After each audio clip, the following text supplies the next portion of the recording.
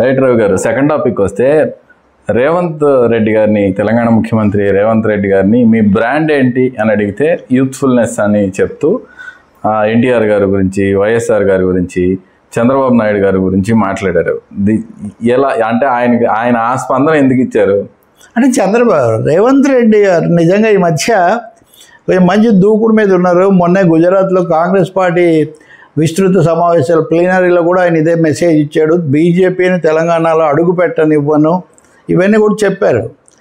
అయితే ఆయన ఇరకాటంలో ఉన్నారు, మధ్యంతర ఎన్నికలు రావడం తథ్యమని బీఆర్ఎస్ వాళ్ళు ప్రచారం. ఇలాంటి సమయంలో చాలా ఇబ్బందిగా ఉన్నారు. హెచ్సీఏ ఉంటున్నప్పుడు ఆయన అంతకంతకు దూకుడు పెంచుతున్నారు. గుజరాత్ నుంచి తిరిగి వచ్చాక నిన్న ఒక సమావేశంలో రాష్ట్రంలోనే మాట్లాడుతూ అందరూ నన్ను అడుగుతున్నారు, విశ్లేషకులు విమర్శకులు కూడా నా మీద కామెంట్స్ చేస్తున్నారు. ఒక్కొక్కరికి ఒక బ్రాండ్ ఉంది, రేవంత్ రెడ్డికి ఏం బ్రాండ్ అని. ఉదాహరణకు ఎన్టీఆర్ గారు అంటేనే ₹2 కిలో బియ్యం ఇచ్చారు కాబట్టి మంచి తెల్ల బియ్యంతో అన్నం తిన్నప్పుడంతా ఆయన్నే తలుచుకుంటున్నారు.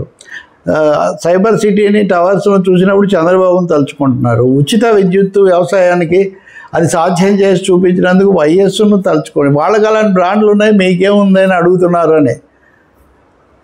అక్కడ ఆయన చిన్న ట్విస్ట్ ఇచ్చాడు.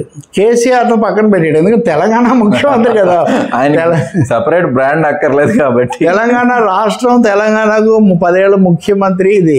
కానీ దాన్ని తీసుకోకపోగా కొంతమంది మేమే తెలంగాణ తెచ్చాము, అసలు తెలంగాణకు మేమే అని చెప్పుకుని ఉంటారు, నేను దాన్ని పక్కన పెడుతున్నా అన్నారు.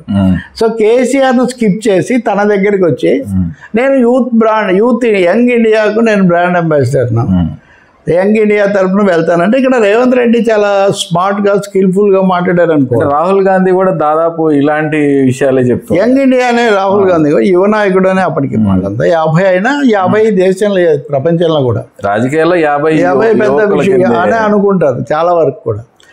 కాబట్టి రేవంత్ రెడ్డి చాలా తెలివిగా తెలుగుదేశం పార్టీతో తనకున్న కొనసాగింపును, అలాగే జగన్తో పడకపోయినా వైఎస్ఆర్ పార్టీతో తనకున్న రాజశేఖర రెడ్డితో ఉన్న కొనసాగింపును తీసుకొస్తూ కేసీఆర్ లెక్కలోనే లేరు అని ఆయన ప్రధానంగా కేసీఆర్ను వీళ్ళతో పోల్చి చూపించి ఆయన ఏమి కాదు, వాళ్ళు చేసిన దాన్నే ఆయన ఇక్కడ హైదరాబాద్లో ఆయన పెంచారు, నేను దాన్ని రాష్ట్రం అంతా తీసిపోతున్నాను అని చెప్పడం రేవంత్ రెడ్డి వ్యూహంలా కనిపిస్తుంది. రెండవది పదే విమర్శకులు విశ్లేషకులు ఇలా అంటున్నారు అని 1-2 సార్లు ఆయన ప్రస్తావించారు.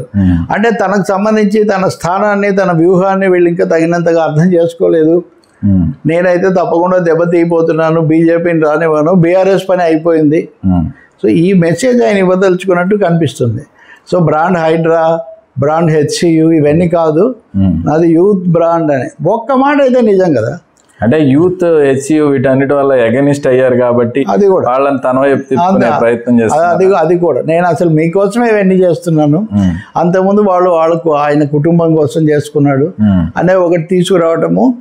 రెండోది ఒకటి నిజం, కాంగ్రెస్ పార్టీలో చాలామంది హేమాహేమీలు ఉద్దండులు ఉన్నా రేవంత్ రెడ్డికి ఆ పదవి రావడానికి ముఖ్యమైన కారణం యువతలో ఆయన ఇంప్రెషన్ కొంచెం ఎక్కువగా ఉంది.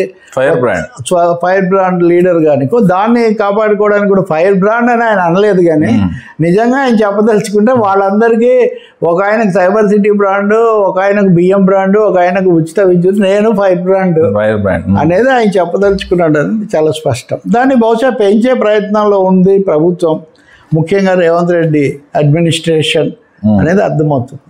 రైట్ సార్ మొన్న రాహుల్ గాంధీ కూడా గుజరాత్ సభలో తెలంగాణలో కులగణన చేయటం అన్నది దేశానికి ఆదర్శం అని ప్రత్యేకించి ప్రస్తావించారు రేవంత్ని పెట్టుకొని. ఇది కూడా ఆయనకు కొంచెం బూస్ట్. కానీ ఓవరాల్గా చూస్తే అది చాలా రాష్ట్రాలు కానీ రాజకీయ పార్టీలు కానీ పెద్ద ఎత్తున వ్యతిరేకిస్తున్న వాళ్ళు కూడా ఉన్నారు. బీజేపీ ప్రధానంగా, బీజేపీ ఎన్డీఏ కూటమి, ఎన్డీఏ వ్యతిరేకమైన నితీష్ కుమార్ కూడా చేశాడు. సో బీజేపీని ఎదుర్కోవడానికి అదొక ముఖ్యమైనటువంటి అస్త్రం. బీఆర్ఎస్ ఏమో చేశారు కానీ ఆ వివరాలు బయట పెట్టలేదు. వాళ్ళు చేయకపోగా నేను చేసిన వాటిని తప్పు పడుతున్నారు. సో నేను బీసీల పక్షాన బీసీ బ్రాండ్ కూడా కులగణన అనేది తీసుకోదలుచుకున్నాను. దానికి కూడా నేను బ్రాండ్ అంబాసిడర్.